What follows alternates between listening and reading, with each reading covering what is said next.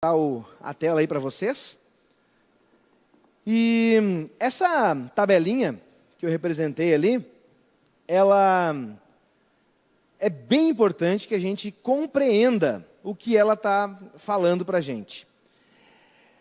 Todo número, ele é organizado em classes, aqui, ó, classes e ordens. Classes são esses caras aqui: milhões, milhares, unidades simples. E as ordens só tem 3: centena, dezena e unidade. Só que em cada classe, a gente repete as 3 ordens: unidade, dezena e centena. Sempre a gente analisa classes e ordens da esquerda para a direita. Por exemplo, o número 253. O número 253 possui 3 ordens. A ordem das unidades, a ordem das dezenas e a ordem das centenas. Eu vou pegar esse número, o 253, e vou colocar na tabela acima. Olha como vai ficar. Eu sempre começo lá das unidades, 3. Depois eu boto o 5. E depois eu boto o 2. Com isso, eu posso garantir que o 253 tem 2 centenas, 5 dezenas e 3 unidades. Vou repetir o processo com o número de baixo ali, o 2.698. Começo pelas unidades. Vou pular uma linha para ficar mais claro. 8 unidades, 9 dezenas, 6 centenas e 2 unidades. Repara, já mudei de classe, né? Já saí das unidades simples e pulei para a classe dos milhares. Por que é importante entender esse sistema aqui? Por um monte de motivos, mas um deles é para a gente saber ler um número. Às vezes o Enem pergunta, e já perguntou, né? Quantos zeros tem tal número? Aí tu fica pensando, meu Deus, mas o que eles querem perguntando isso? Eles querem saber se tu entende que o nosso sistema é decimal, posicional, e tem essa questão das classes e das ordens. Então lembra que, se eu tenho 2 unidades, eu posso ler isso aqui assim, 2.698. O número de cima eu vou ler 253. Tá?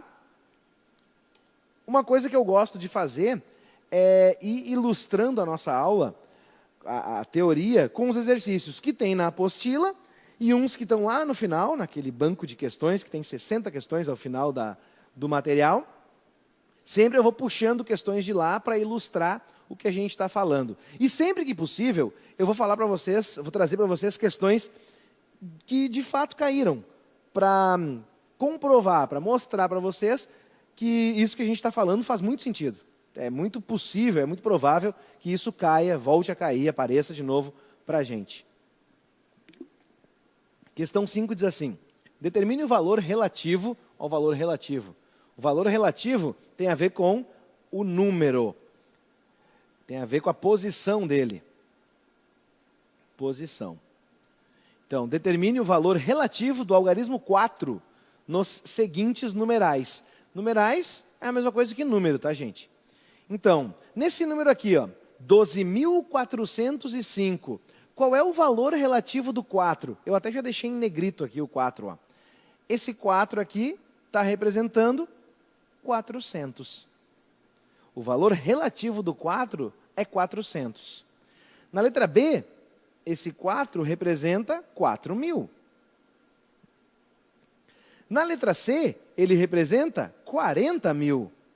Olha só, ele está lá na classe das dezenas de milhar. Deixa eu voltar aqui uma tela. Ele está nessa coluna aqui.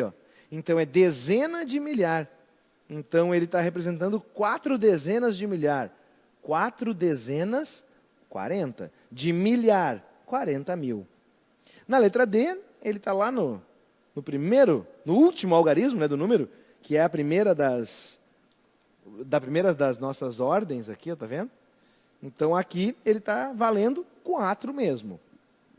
Na letra E, ele está no algarismo das dezenas, ele representa 40. E na letra F, a gente tem que se ligar. Eu gosto de me organizar assim, ó, separando de 3 em 3 os números, para saber que não é unidade simples, não é milhar. Ele está na unidade dos milhões. Então, esse número aqui representa 4 milhões, que é o 4 seguido de 6 zeros. Ó, 40, 400, 4 mil. 400 mil, 1, 2, 3, 4, 5, 6. Então, está aí o meu querido 4 milhões. Na letra F, o 4 vale 4 milhões. Reparem como muda o valor relativo de um algarismo dependendo da posição que esse algarismo ocupa no número. Depende da posição que o algarismo ocupa no número.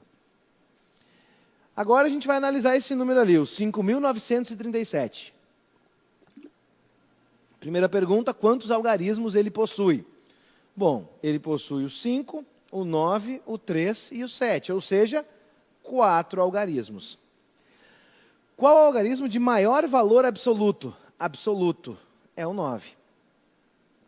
Qual o algarismo de maior valor relativo? Valor relativo é quanto o algarismo vale ali naquele número. Nesse caso, o de maior valor relativo é o 5. Por quê? Porque nesse contexto desse número, o 5 está representando 5.000. O 9 vale 900, o 3 vale 30 e o 7 vale só 7. Repara, então, por que o maior valor relativo é o 5 e não é o 9. O 9 é o maior valor absoluto.